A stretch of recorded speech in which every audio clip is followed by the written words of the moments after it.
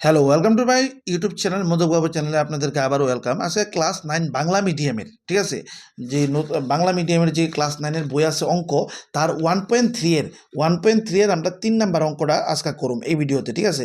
বাকি দুইটা ভিডিও এর আগের ভিডিওতে করছিলাম, আজকে 3 নাম্বার অঙ্কটা করুম। 3 নাম্বার অঙ্কটা তোমরা দেহ লক্ষ্য করো একবার। 4 উপরে 1 নিচে 8, ঠিক আছে? এটা কি করুম? ভাঙামু, নিচে 8 বোয়ামু। 4 আটা কত? 32 আর একে কত? 33, ঠিক আছে?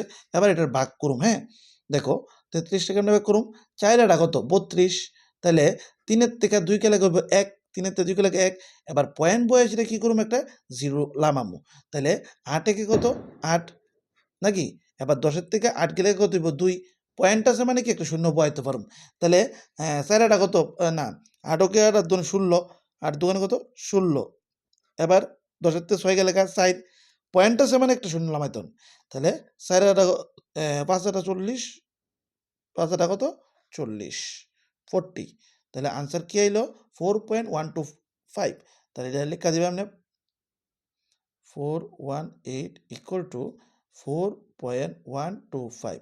অঙ্ক শেষ হয়ে গেছে, মিল্লা গেছে। মানে আর এটা হইতো না, এলাকায় সসীম। মানে সসীম কোন সময় বুঝনি? যে সময় বাঘ আর যাইতো না, তো এটা 4.125-এর পরে আর বাঘ যাইতো না, তার লেগে এটা সসীম।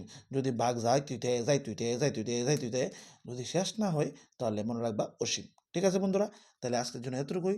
পরবর্তী ভিডিওতে আমরা নেক্সট যে 3টা অঙ্ক আছে এগুলি করব। তাহলে বাই, বন্দে মাতরম।